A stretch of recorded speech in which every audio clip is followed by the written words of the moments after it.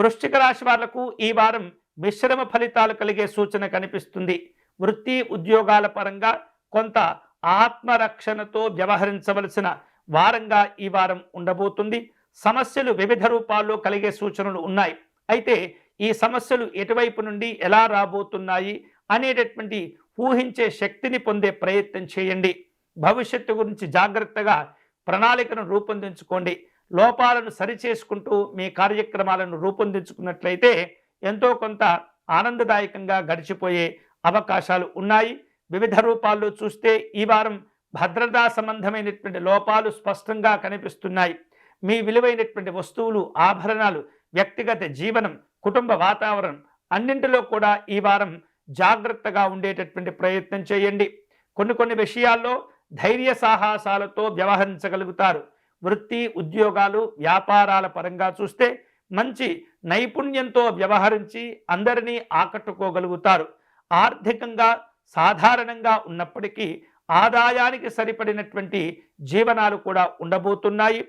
వివిధ రూపాల్లో గృహ నిర్మాణాది కార్యక్రమాలకు సంబంధించినటువంటి కొన్ని ఖర్చులు ఉండే అవకాశాలు ఉన్నాయి. కాబట్టి ఈ నిర్మాణ సంబంధమైనటువంటి ఖర్చుల విషయంలో ప్రణాళికలను జాగ్రత్తగా రూపొందించుకునే ప్రయత్నం చేయండి. వ్యాపారస్తులు నూతన విధానాలతో కొన్ని పెట్టుబడులు పెట్టేటటువంటి ప్రయత్నం చేస్తుంటారు.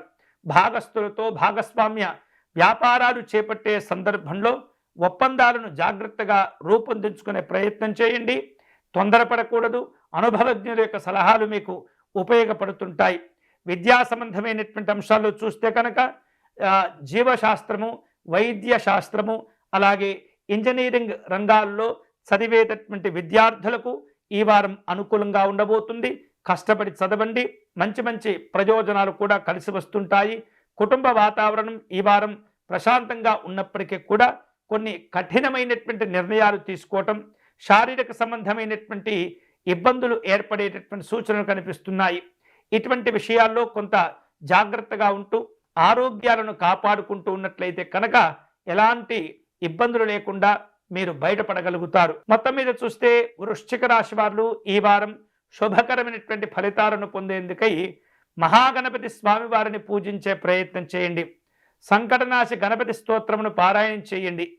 గణపతి స్వామి వారిని గరికతో పూజించటము, అలాగే స్వామివారికి ఎరుపు రంగు పుష్పాలతో అర్చించటం అనేది చాలా మంచిది.